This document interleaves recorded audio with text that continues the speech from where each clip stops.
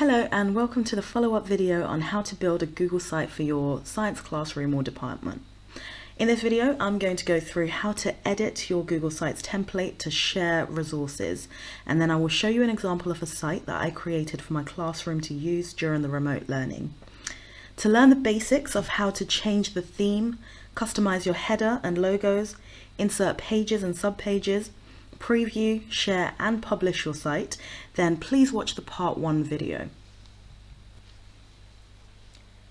So we're going to start off by using the template that we created in the first video.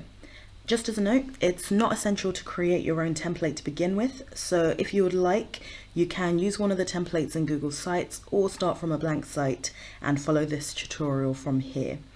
You just won't have your custom logo or favicon already in place, but I would still recommend watching the first video for the skills mentioned earlier, because we won't be going through these again in this video. Okay, so we're going to start our tutorial at the Google Sites homepage.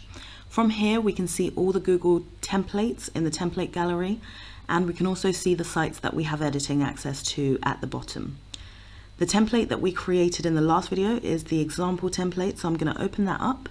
And like any other Google document, you can make a copy of the site. Depending on how complex the site you're copying is though, this may take up to a few minutes, and you will get an email notification when the copy is ready. In this case, our template isn't very complex, so the copying is very instant.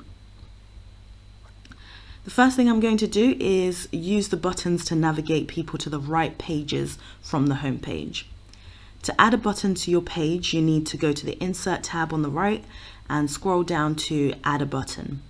Name the button and select the page you want to navigate to. Just as a note, if you're following this tutorial from a blank site, you will need to create the pages first before you can create buttons, but we'll go through that in just a moment. Depending on how you plan on using your site, you can section it however you'd like. You can section it by people's names in your department so that everyone shares their own resources. You can section by key stages or by subject. The freedom is completely yours. It would be worthwhile to discuss with your department how best to collaborate before you start building your site. Now that you've decided how you're going to set up your site, we're going to add the pages. If you're starting from a template that you're already happy with, then you can just edit the page names as we went through in the last video and continue. But here we're going to start fresh. So to delete any pages, you'll need to select the page and press the backspace on your keyboard. You can also click on the 3 dots and click on delete from here. You'll notice that if the page has any subpages in it, you will need to delete the individual subpages first before you can delete the main page. So just quickly change in the title of the site to Science Resources, and we're going to edit the homepage title as well. In your site footer, you can add any information you'd like.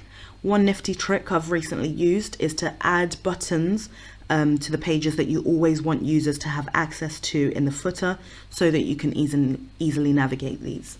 But for now, we're just going to keep it simple. And of course, you don't have to add footer in at all if you do not want to. So we're going to create a new page by clicking on the plus button.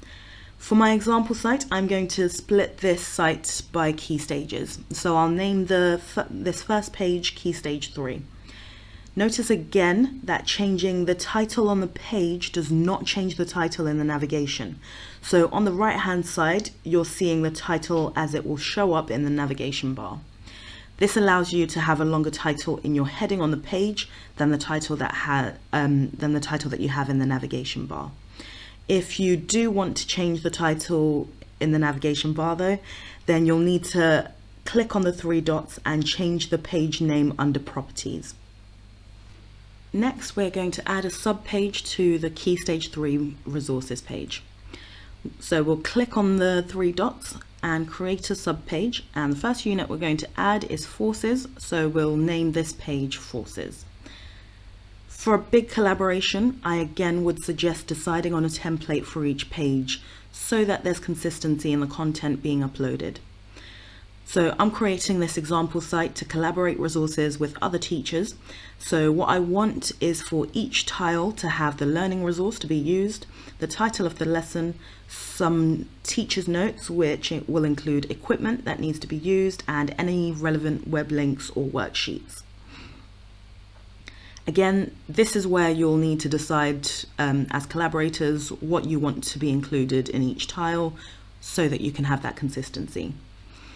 From the Insert tab on the right, you'll need to select a layout that you like. You can always move things around and adapt the layout to suit your needs as you work with the page, but it's usually a good starting place. Once you've decided on the template you like, you can duplicate that section by clicking on the Duplicate button on the left. Now your collaborators can come in and add their resources into the placeholder. For the best functionality within the site, it's best to add these as Google documents, so adding Google Docs, Sheets and Slides rather than Word, Excel or PowerPoint. To do this, click on the plus button on the placeholder to upload your content. Here I'm going to upload from the drive, so I can navigate through the drive or I can search for the document using the search bar. Once I have found my document, then I'm going to double click it to insert. If you've got a lot of resources to upload from the same folder, then you can consider creating a shortcut of the folder you need to your My Drive. This will make it easier to navigate to the documents while you're adding them to your site. So to do this, we're going to go to Google Drive and we're going to find the folder that we want. Then I want you to right click and create a shortcut to the drive. Now the folder that I want will be right there in my drive and I won't have to navigate for it to insert files from it. You can of course remove this shortcut once you're done. Now that we've added our resources, we'll create a table of contents using the headings and subheadings in the page. This will help our collaborators quickly see the available content on that page, and the contents tile will automatically update as we adapt the page as well. So notice if I change the teacher's notes from normal text to a subheading, then that will update that in the table of contents. So now let's preview. So throughout the process, make sure that you're checking on the preview just to see what the site will look like in practice. Once the site is live, collaborators will be able to view and present any slides from the site, making it really easy to share resources. Okay, now here are some examples of other content you could add and how it would look on your sites. Just as we did with this, with the Google Slides, these can be added from the Insert tab. Remember that you can customize your sites to meet your needs, and you can drag the content and reposition it and resize it as you need as well. One final useful tool that I'd like to highlight to you from the Insert tab is the collapsible text tool.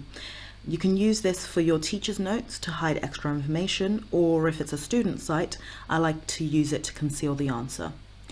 Now, that's about all the basics that you'll need to get started on your very first site. Now, in true Blue Peter fashion, I'll run you through a site that I made earlier for my students to use during the lockdown. Sharing resources with students has been my favourite way to use Google Sites so far, and it can be a useful way to create a revision resource that pupils can access and use independently as well. Here, each page included the task and the content to be completed that week. So again, there's no one fixed way to create a site. You can decide what will work best for your needs. The task itself is in white and it was quite simple, and pupils would submit that back to me via Google Classroom. After manually going through pupils' work, I would then create feedback videos going through the answers and clarifying any common misconceptions. In the feedback, I would use the collapsible text tool that we saw earlier, and that will provide the answers in Word for some quick self-assessment, and pupils can then watch the video as well for better clarity.